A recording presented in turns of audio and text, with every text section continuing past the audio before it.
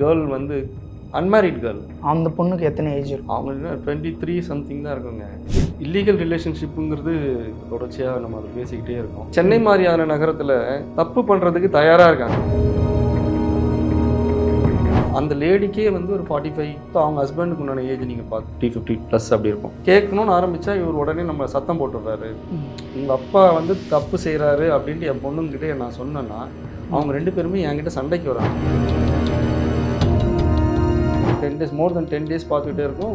எந்த ஒரு விஷயமும் ஒரு அட்வர்ஸாலாம் எதுவுமே கிடைக்கல. ஒரு லேடி வந்து அங்கே வராங்க, ஒரு ஆக்டிவாவில் வராங்க, ஒரு ஒயிட் கலர் ஆக்டிவாவில் வந்து அந்த ஹெல்மெட்லாம் கழட்டுறப்போ தான் நாங்கள் பார்க்குறோம். பேங்க் எங்கே இருக்கீங்கன்னு பார்த்தீங்கன்னா தேனாம்பேட்டில் இருக்குது. நீங்கள் மீட் பண்ணணுன்னா அந்த லொக்கேஷனில் எங்கே வேணால் மீட் பண்ணலாம். ஏன் ஈசிஆர் வரைக்கும் இவர் போகிறாரு, ஹேங் அவுட் பண்ணுறாங்களா அப்படின்னு நம்ம அதை. ஆனால் இவங்களோட தேவை வந்து வேறு மாதிரியான தேவையாக இருக்குது. பேய் பிசாசு மோகினி பிடாரி குட்டி சேத்தான் ரத்த காட்டேரி கெட்ட ஜுன்கள் துருவாத்மாக்கள் காத்து கருப்பு கழிப்பு நாகதோஷம் வாஸ்து தோஷம் தீராத நோய்கள் செய்வினை பிரேதாத்மா பில்லி சூனியம் ஏவல் எடுக்கும் ஜின்பாவா நிலையம். தொடர்புக்கு ஸ்கிரீனில் தெரியும் நம்பரை அணுகவும். ரிஃப்ளெக்ட் நேயர்கள் எல்லாருக்குமே ஒரு பெரிய வணக்கம். இன்னைக்கு நம்ம கூட வந்து டிடெக்டிவ் பிரபு அவர்கள் தான் நினைச்சிருக்காரு. வணக்கம் சார். வணக்கம் சார். சார் பார்த்தீங்கன்னா வந்து வாரம் வந்து ஒரு நிறைய எக்ஸ்க்ளூசிவான அப்டேட்ஸ் வந்து எங்களுக்காக கொடுத்துட்ருக்கேன். ஸோ இந்த வாரம் என்ன மாதிரியான அப்டேட் வந்து பார்க்க போகிறோம் சார்? இல்லீகல் ரிலேஷன்ஷிப்புங்கிறது இப்போ தொடர்ச்சியாக நம்ம அதை பேசிக்கிட்டே இருக்கோம். பட் இல்லீகல் ரிலேஷன்ஷிப்பும் இப்போ வந்து லீகல் ஆகின மாதிரி ஆகிடுச்சு. யாரையும் நீங்கள் சுட்டி காட்ட முடியாது, அதை பேஸ் பண்ணிக்கலாம். ஆனால் இங்கே சமூகம் வந்து வேறு மாதிரி ஒரு பயணத்தில் இருக்காங்க.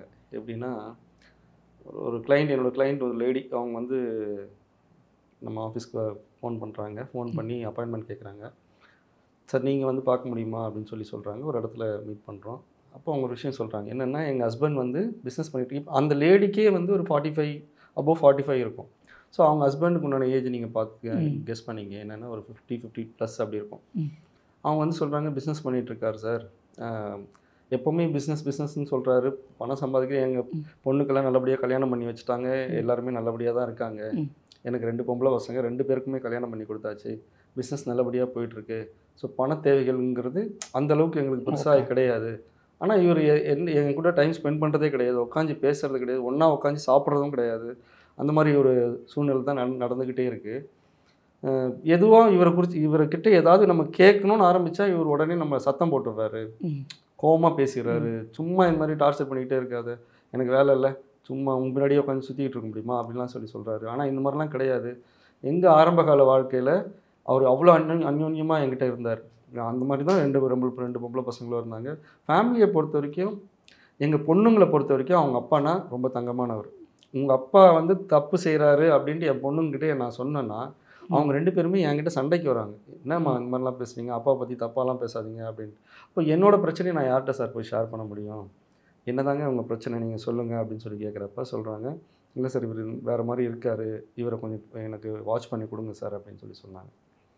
சரிங்க, நம்ம அக்செப்ட் பண்ணிக்கிறோம். பண்ணிவிட்டு சாரோட ஃபோட்டோஸ்லாம் கொடுங்க மேம் அப்படின்னு சாரோட ஃபோட்டோஸ்லாம் வாங்கிட்டு நம்ம சர்வலன்ஸ் ஸ்டார்ட் பண்ணுறோம். ஸ்டார்ட் பண்ணுறப்போ ஒரு ரெகுலராக ஆஸ் யூஷுவல் வீட்டை விட்டு கிளம்புறாரு. காலையில் அங்கே அவங்க ஸ்ட்ரீட் கார்னரில் ஒரு கோவில் இருக்குது. காரை பார்க் பண்ணிவிட்டு நேராக அந்த கோவிலுக்கு போகிறாங்க, சாமி கும்பிட்றாங்க. நீங்கள் அவரை பார்த்தாலே தெரியும், இவர் வந்து அந்த அப்பியரன்ஸே அந்த மாதிரி இருக்கும். ஒரு மங்களகரமாக இருப்பார், வேட்டி சட்டை வணக்கம் சொல்கிறது எல்லாருமே நாம் பக்திமயமாக இருப்பார். சாமி கும்பிட்டு நேராக காரில் ஏறுவார், ஆஃபீஸ் போயிடுவாங்க. அவங்க ஒரு ஸ்டீல் சம்மந்தப்பட்ட ஒரு பிஸ்னஸ் பண்ணிகிட்டு இருக்காங்க. ஸோ அங்கே போயிடுவாங்க.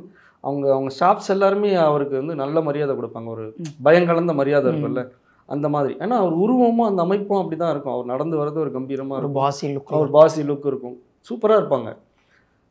பெருசாக நம்ம அவர்கிட்ட இருந்து அட்வர்ஸாக எதுவுமே பார்க்க முடியும். நேரம் ஆஃபீஸ் போவாங்க, ஃபோன் பேசுறது, அக்கௌண்ட்ஸ் பார்க்குறது, சிஸ்டமில் இது பண்ணுறது. ஏன்னா நமக்கு தெரியும் நம்ம ஒரு கஸ்டமர் மாதிரி நம்ம உள்ளர போகிறோம், ஏதோ ஒரு விஷயம் அவர் என்ன தான் பண்ணுறாங்க, எப்படி இருக்காங்க அப்படின்னு. அந்த ஆஃபீஸ்க்குள்ளார லேடிஸ் யாராவது இருக்காங்களா நமக்கு ஃபஸ்ட்டு அதை மானிட்டர் பண்ணணும். ஸோ நான் அதுக்காக உள்ளார போய் பார்க்குறப்ப அந்த மாதிரிலாம் யாருமே இல்லை, எல்லாருமே ஜென்ஸ் தான் இருக்காங்க. ஏன்னா அது ஸ்டீல் சம்மந்தப்பட்ட ஒரு பிஸ்னஸ் பண்ணுறோம். சரி, ஆஃபீஸில் தான் ஒன்றும் கிடையாது அப்படின்னா இவர் கிளம்பி வந்து பேங்க்குக்கு போகிறார். ஒரு வாட்டி ஒரு ஏதோ கேஷ் டெபாசிட் பண்ணுறதுக்கு எதுக்கு போகிறாங்க போல இருக்குது. பேங்க்குக்கு போனாங்க. நார்மலாக நம்மளும் ஒரு கஸ்டமர்ஸ் மாதிரி நம்ம பேங்க்கில் போகிறோம். அவர் பாட்டுன்னு போகிறாரு, செலான் ஃபிக்ஸ் பண்ணுறாங்க, என்னென்ன பண்ணணுமோ அது எல்லாத்தையும் பண்ணிவிட்டு வந்துடுறாரு. இதில் அவர் பெருசாக நாங்கள் இது வந்து தொடர்ச்சியாக நாங்கள் பார்த்துக்கிட்டே இருக்கோம். இந்த ஒரு 10 days, more than 10 days பார்த்துக்கிட்டே இருக்கோம். எந்த ஒரு விஷயமும் ஒரு அட்வர்ஸாலாம் எதுவுமே கிடைக்கல. அவங்க கிளைண்ட் எனக்கு ஃபோன் பண்ணி என்ன சார் ஆச்சு என்ன சார் ஆச்சுன்னு கேட்குறப்போ, இருங்க நம்ம அவர் ஒன்றும் சாரை பொறுத்த வரைக்கும் எதுவுமே எனக்கு தப்பாக தெரியல. அவர் பாட்டு இல்லை சார், வீக்கெண்டு கூட என் கூட அவர் டைம் ஸ்பெண்ட் பண்ண மாட்டேங்கிறாரு. நீங்கள் பார்த்தீங்களா இப்போ அவங்க சண்டே எங்கே இருந்தாங்க? சண்டே ஆஃபீஸில் தான் மேடம் இருந்தாங்க, வேறு எங்கேயுமே போகல. டெய்லி ரிப்போர்ட் நாங்கள் கொடுத்துக்கிட்டே இருக்கோம். ரொட்டீன் அவர் காலையில் கிளம்புனார், போனார், வந்தார், எங்கே போனார், யாரை மீட் பண்ணார், எல்லா ரிப்போர்ட்டு கொடுத்துக்கிட்டே இருக்கோம். இவர் வந்து நடுவில் ஒரு நாள் வந்து பேங்க்குக்கு போகிறார். அதாவது ஃபஸ்ட்டு வீக்கில் நாங்கள் பார்க்குறப்ப பேங்க்குக்கு போனார். அதுக்கு நெக்ஸ்ட் வீக்கில் வந்து அதே மாதிரி பேங்க்குக்கு போகிறாங்க. பேங்க்குக்கு போகிறப்போ அங்கே பேங்க் ஸ்டாஃப் ஒருத்தவங்க வந்து இவர்கிட்ட பேசுகிறாங்க. நார்மலாக தான் பேசிக்கிட்டு இருக்காங்க. அவங்கள பார்த்தா நமக்கு அட்வைஸாலாம் தெரியாது. பிகாஸ் இவங்க ஏதோ ஒரு என்கொயரி பண்ணுறாங்க, சார் ஏதோ ஒரு என்கொயரி பண்ணுறாங்க, அதுக்கு அவங்க ரிப்ளை பண்ணுற மாதிரி தான் இருந்தது. ஸோ அதை மட்டும் நாங்கள் வாட்ச் பண்ணிவிட்டு நாங்கள் இறங்கிட்டோம். பேங்க்லேருந்து ஃபஸ்ட் ஃப்ளோர்லேருந்து இறங்கிட்டோம். ஸோ சார் வந்துட்டாங்க, நம்ம அவரை டெய்ல் பண்ணிகிட்டே போகிறோம். வீக்கெண்ட் ஆகுது, சாட்டர்டே ஈவினிங் கார் வந்து திடீர்னு கிளம்புது. ஏன்னா அவர் எப்போவுமே வந்து ஒரு ஆஃப்டர் 8க்கு அப்புறமா தான் கம்பெனிலேருந்தே கிளம்புவாங்க, அந்த ஆஃபீஸ்லேருந்து கிளம்புவாங்க. 5:30 6 o'clock போல் கிளம்பிட்டாங்க. கிளம்பிட்டு நம்ம ஈசிஆர்கிட்ட ஒரு லொக்கேஷன் போகிறாங்க. பேங்க் எங்கே இருக்குன்னு பார்த்தீங்கன்னா தேனாம்பேட்டில் இருக்குது. நீங்கள் மீட் பண்ணணுன்னா அந்த லொக்கேஷனில் எங்கே வேணால் மீட் பண்ணலாம். ஏன் ஈசிஆர் வரைக்கும் இவர் போகிறாரு, எங்கே போகிறாருன்னு தெரியலையே. அது ஏதோ அட்வைஸ் மூவ்மெண்ட் இருக்குது, கொஞ்சம் க்ளோஸாக பாருங்கள் பசங்க கிட்ட சொல்கிறோம், நம்ம டீம் கிட்ட. ஸோ அதுக்கேற்ற மாதிரி நம்ம பசங்களும் க்ளோஸாக போகிறாங்க. ஒரு லேடி வந்து அங்கே வராங்க, ஒரு ஆக்டிவாவில் வராங்க, ஒரு ஒயிட் கலர் ஆக்டிவாவில் வந்து ஹெல்மெட்லாம் கழட்டுறப்போ தான் நாங்கள் பார்க்குறோம், இந்த மேடம் வந்து பேங்க்கில் இருந்தாங்களே, இவங்க எதுக்கு தனியாக மீட் பண்ணுறாங்க, பிஸ்னஸ் சம்மந்தப்பட்டு ஏதாவது பேசுவாங்களோ அப்படின்ட்டு நாங்கள் ஃபஸ்ட்டு நாள் சாட்டர்டே முடிஞ்சிருச்சு. இவங்க வந்தாங்க, மீட் பண்ணாங்க, பேசினாங்க, ஒரு மணி நேரம் கிட்ட பேசினாங்க, 2 பேரும் கிளம்பி போயிட்டாங்க. அடுத்து இவங்களை தொடர்ச்சியாக பார்க்குறப்போ மண்டே மார்னிங், சாட்டர்டே மீட் பண்ணாங்க, அதுக்கப்புறம் மண்டே அதே மாதிரி ஈவினிங் கிளம்பி சேம் பிளேஸ் சேம் லொக்கேஷன் வராங்க ஈசிஆர் கிட்ட. ஈசிஆர் மீன்ஸ் நீங்கள் அந்த தூரமாக போக வேண்டாம், நம்ம திருவான்மியூர் அந்த ரோடு இருக்குல்ல, அந்த ரோட்லேருந்து அங்கே வந்துடுறாங்க, அந்த ரோட்டில் தான் மீட் பண்ணுறாங்க. அதே மாதிரி வராங்க, மீட் பண்ணுறாங்க, பேசுகிறாங்க, கிளம்பி போயிடுறாங்க. ஸோ இது தொடர்ச்சியாக நடக்க ஆரம்பிச்சிடுது. இவங்க எங்கேயாவது ஹேங் அவுட் பண்ணுறாங்களா அப்படின்னு நம்ம அதை வாட்ச் பண்ணோம். ஸோ அந்த மாதிரிலாம் எதுவுமே இல்லை அப்படின்னு ஏன்னா ஒரு மோர் தென் 15 days மேலே ஆகிடுச்சு. இவங்க வெளியே எங்கேயும் தனியாக தங்குற மாதிரிலாம் கிடையாது. அப்புறமா தான் வந்து ஒரு நாள் நம்ம பார்க்குறோம், அந்த மேடம் வந்து சார் கூட போகிறாங்க, காரில் பைக்கை பார்க் பண்ணிடுறாங்க, காரில் ஏறி கிளம்புறாங்க, ஈசிஆரில் ஒரு லொக்கேஷனுக்கு போயிடுறாங்க. அந்த மேடம்ங்கிற அந்த சொல்கிற அந்த கேர்ள் வந்து அன்மேரிட் கேர்ள். ஓகே. அவங்க ஒரு நல்ல ப்ரைவேட் பேங்க்கில் ஒர்க் பண்ணுறாங்க, பட் இந்த மாதிரி ஒரு ரிலேஷன்ஷிப்பில் இருக்காங்க. இவங்க ஹோட்டலுக்குள்ளார போயிட்டாங்க, அங்கே ஸ்டே பண்ணுறாங்க, ஒரு 3 hours 4 hours கழிச்சு கிளம்பிடுறாங்க. அதே மாதிரி இவர் கொண்டு வந்து ட்ராப் பண்ணிடுறாரு, போயிடுறாங்க. இது தொடர்ச்சியாக நடந்துக்கிட்டே இருக்குது. அப்புறம் ஃபோட்டோஸ் எல்லாம் எடுத்து எங்கள் கிளைண்ட்டுக்கு இன்ஃபார்ம் பண்ணிட்டோம், இல்லை மேடம் நீங்கள் சொன்ன மாதிரிலாம் கிடையாது, உங்கள் பசங்கிட்ட நீங்கள் சொல்லுங்கள், இங்கே பாருங்கள் உங்கள் ஃபாதர் இதுதான் பண்ணிக்கிட்டு இருக்காருன்ட்டு எல்லா ஃபோட்டோஸும் நாங்கள் கொடுக்க சொல்லி நானே சொல்லிட்டேன். ஏன்னா நீங்கள் கேட்டிங்கன்னா தான் உங்களை பிரச்சனை பண்ணுறாரு. மகன் வந்து கேட்டார்னா அதுக்கேற்ற மாதிரி ஆன்சர் பண்ணுவார், நீங்கள் அவங்க மூலிமா கேளுங்க மேம் அப்படின்னு சொல்லி அந்த கேஸை க்ளோஸ் பண்ணி வச்சோம். அந்த பொண்ணுக்கு எத்தனை ஏஜ் இருக்கும்? அவங்க 23 சம்திங் தான் இருக்குங்க. ஓகே. ரொம்ப சின்ன வயசு. அவர் வந்து இப்போ ஜெய்ஜாண்டிக்காக இருப்பார். இவங்க வந்து +2 கேர்ள், +2 படிக்கிற பொண்ணு மாதிரி தான் இருப்பாங்க. ஓகே. ஆனால் பேங்க்கில் வேலை செய்கிறாங்க, ஒரு ப்ரைவேட் பேங்க்கில் வேலை செய்கிறாங்க. ஓகே. ஸோ அதுக்கப்புறம் வந்து அவங்க ஒய்ஃப் என்ன சொன்னாங்க? இது சொன்னதுக்கப்புறம் இல்லை, அவங்க அழுதாங்க, ரிப்போர்ட்ஸ் எல்லாம் வாங்கி பார்த்தாங்க, ஃபோட்டோஸ் எல்லாம் வாங்கி பார்த்தாங்க. இதை நானாக என்ன பண்ணுறதுன்னு தெரியல சார். நான் தான் சொன்னேன், உங்கள் பொண்ணு நம்ப மாட்டேன்னு தானே சொன்னாங்க, உங்கள் பொண்ணு மூலிமா சொல்லி இந்த ரிலேஷன்ஷிப் கட் பண்ணுங்க டாடி அப்படின்னு சொல்லி அவங்க மூலிமா சொல்லுங்கள், இல்லாட்டி இந்த லைஃப் நல்லா போகாது, இருக்கிற ஒரு கொஞ்ச காலத்தை நீங்கள் நிம்மதியாக வாழணும்னா இந்த விஷயம்லாம் நீங்கள் பண்ணி தான் ஆகணும்னு சொல்லி சொன்னது. ஓகே. ஸோ அதுக்கப்புறம் என்ன அப்டேட்ஸ்ன்னு தெரியல அந்த இதுக்கு. அதுக்கப்புறம் அவங்கன்னா நமக்கு ஃபோன் பண்ணால் மட்டும்தான், நாம் என்ன ஆச்சுலாம் கேட்கக்கூடாது சார், அது தப்பாகிடும். Okay sir. சரி, இதில் ஒரு கொஷின் என்னென்னா வந்து இங்கே இப்போ ரீசெண்ட் டைம்ஸில் பார்க்குற வரைக்கும் ஸோ தப்பு பண்ணுறதுக்கு வந்து மணி வந்து ஒரு டூலாக இருக்கும். கண்டிப்பாக தேவைகள்னால தான் தவறு செய்கிறாங்க, வேறு ஒன்று. எல்லாருமே வந்து இப்போ நீங்கள் திருடுனா கூட நீங்கள் எதுக்காக திருடுனா என்னோட தேவை இருக்குது, எனக்கு கடன் ஆகிடுச்சு, ஏதோ பிரச்சனை இருக்குது அப்படின்னு சொல்லி சொல்லுவாங்க. ஆனால் இவங்களோட தேவை வந்து வேறு மாதிரியான தேவையாக இருக்குது. உடல் பசின்னு ஒரு விஷயம் இருக்குல்ல, அதுக்காகலாம் இவங்க வந்து தப்பு பண்ணுறதுக்கு தயாராக இருக்காங்க. அவங்க ஃப்யூச்சரை குறித்து யோசிக்கிறதும் கிடையாது. கல்யாணம் ஆகாத பொண்ணுங்களை நான் சொல்கிறது, அடுத்து நம்ம ஒரு ஹஸ்பண்ட் வரானா அவனுக்கு நம்ம உண்மையாக இருக்கணும், அவனுக்கு அந்த மாதிரி சில விஷயங்கள்லாம் இருக்குல்ல, அந்த மாதிரிலாம் இப்போ யோசிக்கிறதே இல்லை. புரியுதுங்களா நான் சொல்கிறது? இவங்க வயசுக்கும் அவங்க வயசுக்கும் மோர் தென் 25 years எனக்கு தெரிஞ்சு தப்பு பண்ணுறதுக்கு தயாராக இருக்காங்க அந்த பொண்ணு. அவங்களுக்கு என்ன சொல்கிறதுன்னு தெரியல. Okay sir. இந்த மாதிரி கேஸ் அப்டேட்ஸ் நீங்கள் பார்க்குறீங்களா? ஸோ அப்போ வந்து இப்போ இந்த பாதிக்கப்பட்டது அந்த பொண்ணு ஒருத்தவங்க இருக்காங்க. ஸோ அவங்கக்கிட்ட ஏதாவது வேறு யார் மாதிரியோ ஏதாச்சும் பண்ணிட்டு அவங்கக்கிட்ட ஏதாவது அட்வைஸ் சொல்லியிருக்கீங்களா? இல்லைம்மா இதெல்லாம் வந்து தப்பான ஒரு வே. இல்லை, அப்படி போனால் நாம தான் பண்ணோன்ட்டு ரிவீல்ட் ஆகும், அது நம்ம தெரிய வந்துடும். ஸோ அது தெரியாது. நம்ம ஒர்க்கை பொறுத்த வரைக்கும் டிஸ்க்ரீட்டாக இருக்கணும், யார் பண்ணாங்கன்னு தெரியாது. ஓகே. ஆமாம், நாம் முடிஞ்ச வரைக்குமே எல்லா விஷயத்தையுமே நம்ம டிஸ்க்ரீட்டாக தான் வச்சுருக்கோம். நம்ம இன்வெஸ்டிகேட்டர்ஸும் அப்படி தான். சீக்ரெட் மெயின்டைன் பண்ணுற வரைக்கும் மட்டும்தான் நம்ம இன்வெஸ்டிகேட்டராக இருப்போம். நம்ம அது சொல்லிட்டோம்னா அவங்க அவ்வளோ.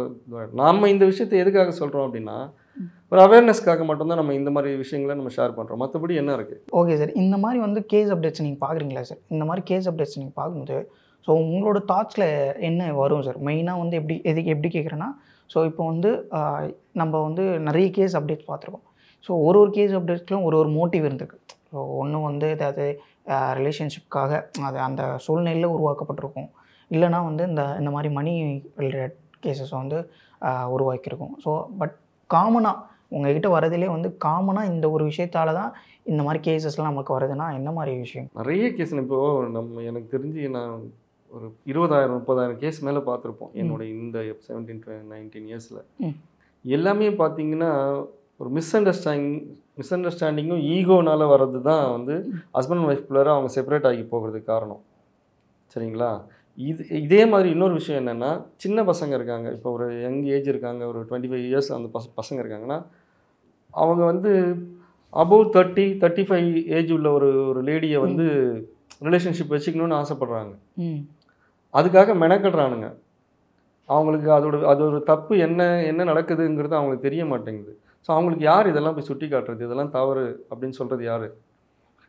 நம்ம வந்து தொடர்ச்சியாக இந்த விஷயத்தை நம்ம பேசிக்கிட்டே தான் இருக்கோம். ஆனால் சமூகம் வந்து இதை வந்து ஒரு பொதுவான ஒரு விஷயமாகவே எடுத்துக்க ஆரம்பிச்சிட்டாங்க. ஆனால் இது தப்புன்னு யாராவது சுட்டி காட்டணும்ல. கரெக்டான எஜுகேட் பண்ணுறதுக்கு ஆள் இல்லை.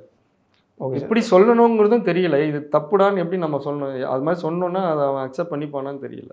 இப்போ ஒருத்தர் இந்த சொல்லுவோம்ல, இப்போ ஊர் சைட்லலாம் பார்த்தீங்கன்னா வந்து ஒருத்தவங்க ஏதாவது சும்மா நைட் டைமில் எங்கேயோ வெளில போயிட்டு வந்து அந்த வழியாக வந்திருப்பாங்க. உடனே என்ன சொல்லுவாங்கன்னா, அந்த வீட்டிலேருந்து தான் அவன் வந்தா அப்படின்னு இவங்க சொல்லுவாங்க. ஆமாம் நான் 10 நாளாக பார்த்துட்ருக்கேன், அந்த வீட்டிலேருந்து தான் அவங்க வந்துட்டுருக்காங்க அப்படிம்பாங்க. இன்னொருத்தவங்க வந்து அது ஒரு வருஷமாக போகுது உங்களுக்கு தெரியாதா அப்படின்ற மாதிரி ஒரு கட்டுக்கதை அப்படியே டெவலப் பண்ணிட்டு போவாங்க. ஸோ இந்த மாதிரி வந்து இந்த விஷயத்த வந்து நான் அந்த அவங்களோட அஃபேரில் இருந்தேன் அப்படின்ற மாதிரி ஒரு விஷயம் சொல்லும்போது, அதாவது ஒரு பொண்ணு பஸ் ஸ்டாப்லேயோ இல்லை எங்கேயோ போகும்போது ஒரு பையன் ஒரு 3 ஃப்ரெண்ட்ஸோடு இருக்கும்போது, ஸோ அந்த பையன் வந்து அந்த பொண்ணு கூட எனக்கு தெரியும்டா நான் அஃபேரில் இருந்தேன் அப்படின்ற மாதிரி விஷயம் சொல்லும்போது, ஸோ அந்த பொண்ணோட இதுவே வந்து இந்த இடத்துல கிடைக்கிற மாதிரி இருக்கு. ஆமாம், கண்டிப்பாக அந்த பொண்ணோட இமேஜ் கெட்டு போன மாதிரி தானே ஆகிடுது. எல்லாம் இப்போ 10 பசங்களுக்கு அந்த விஷயம் தெரியுதுன்னா அந்த பொண்ணை மற்றவங்க எல்லாம் எப்படி அப்யூஸ் பண்ணணும் தானே யோசிப்பாங்க. புரியுதுங்களா? சென்னை மாதிரியான நகரத்தில் தப்பு பண்ணுறதுக்கு தயாராக இருக்காங்க. அது ஆணோ பெண்ணோ மாட்டிக்காத வரைக்கும் அவங்கள பொறுத்த வரைக்கும் ஓகே, நம்ம சேஃபாக இருக்கோங்கிற வரைக்கும் அந்த மாதிரி தான் நினச்சி பண்ணுறாங்க. தப்பு பண்ணுறதுக்கு தயாராக இருக்கிறவங்கள நீங்கள் எப்படி கட்டுப்படுத்துவீங்க? என்ன சொல்லி கட்டுப்படுத்துறது? இப்போ ஊர் மாதிரி ஒரு மப்சல் ஏரியான்னு வச்சுங்க, சின்ன கிராமம். அங்கே வந்து நீங்கள் சொன்ன மாதிரி எவ்வளோ ஒரு கான்வர்சேஷன்லாம் நடக்குது, ஒரு காசிப் இருக்கும், அதுக்கு உண்டான ரிஃப்ளெக்ஷன் அங்கே நடக்கும். சென்னையில் அது மாதிரிலாம் நம்ம எதுவும் பண்ண முடியாது. நம்ம எது சொன்னால் எனக்கு தெரியும், அவங்கள பற்றி தெரியும், இவங்கள பற்றி தெரியும், ஒவ்வொருத்த மேலேயும் கையை சுட்டி காட்டுறதுக்கு நிறைய பேர் சுற்றிக்கிட்டே இருக்காங்க இங்கே. ஸோ அதுக்கப்புறம் அந்த பேங்க்லையுமே நம்ம அந்த பொண்ணுக்கு வந்து சப்போஸ் ஒரு வேளை வந்து அந்த பேங்க்கில் வந்து இந்த விஷயம் லீக் ஆச்சுன்னா, ஸோ அவங்களால அங்கே பேங்க்லேயும் ஒர்க் பண்ண முடியாது. அப்படியே அவங்க ஒரு ஃபேமிலி சுச்சுவேஷனுக்காக ஒர்க் பண்ணாலும் அங்கே இருக்க மேனேஜர்ஸு, அங்கே இருக்க ஒர்க் பண்ணுற ஸ்டாஃப்ஸ் மூலமாக அப்யூஸ் பண்ணுவாங்க. கண்டிப்பாக அப்யூஸ் பண்ணுவாங்க. அவங்க வந்து ரிஸ்க் எடுக்கிறாங்க. என்னென்னா வேலையே போனாலும் ஓனர் இருக்கார், கம்பெனி ஓனர் வச்சு நடத்துகிறார், ஒரு ஸ்டீல் கம்பெனி வச்சு நடத்துகிறாரு. ஸோ அவர் நம்மளை பார்த்துப்பாருங்கிற ஒரு தைரியம் தான். தப்பு பண்ணுறதுக்கு தைரியம் தானேங்க வேணும், வேறு என்ன இருக்குது? அந்த ஒரு குருட்டு தைரியம், அசட்டு தைரியம்னு சொல்லுவாங்கள்ல, அதில் தான் பண்ணுறது தான் இவங்க. இந்த மாதிரி ஆட்களை நம்ம என்ன சொல்கிறது? Okay sir. ஸோ நிறைய விஷயங்கள் எங்களுக்காக வந்து எக்ஸ்க்ளூசிவாக வந்து சொன்னீங்க சார். உங்கள் நேரத்துக்கு ரொம்ப நன்றி. நன்றி.